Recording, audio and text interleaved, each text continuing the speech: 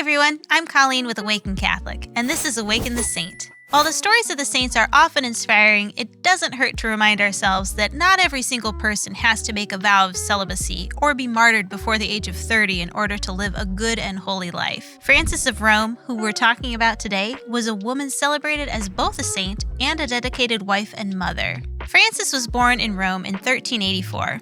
And had a comfortable childhood and a well-to-do, faithful household. When at 11 years old, she suggested to her mother and father that she wanted to become a nun, she got a very simple answer: no. Her parents, devout as they were, already had other plans for her. While she was sad to have her hopes dashed so definitively, Frances eventually gave in to her parents and agreed to be married to the Ponziano family, to a suitable young man around her age. Following her marriage, she did her best to adapt to her new life, but found herself pretty overwhelmed by all of the changes. One day, her co-sister-in-law, Venosa, discovered her crying by herself. Frances confided in her about the life she had always wanted to lead, and was surprised to find that Venosa wanted the same thing. The two women became fast friends, and encouraged in their fellowship, began to pursue their dreams within the limitations imposed on them. As often as they could, they went out into the streets of Rome and to the hospital of Santo Spirito. There, they tended to the sick, with special attention to those so horribly sick that most people would go nowhere near them. Their husbands, seeing their great virtue, made no objections to this generous enterprise. In time, Frances had 3 children, whom she was devoted to and treated with the same love and warmth she showed to the poor and sick of Rome. But in the early 1400s, the conflict surrounding the Western Schism reached their home. Troops supporting the anti-pope entered Rome, and in the violent times that ensued,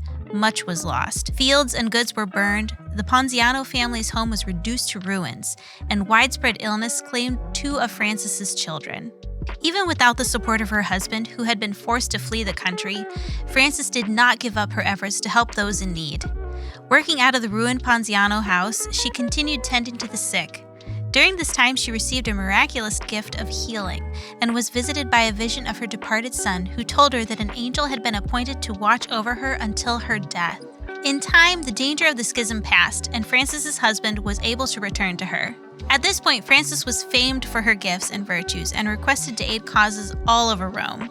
With the approval of her husband, she devoted the rest of her life to her mission of mercy, founding a special society of women who took no vows, but nonetheless dedicated themselves to God by serving the poor. She died in 1440 with the words, "The angel has finished his task.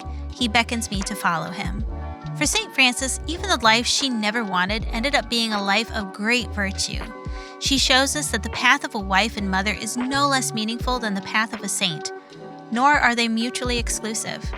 St. Frances of Rome, pray for us.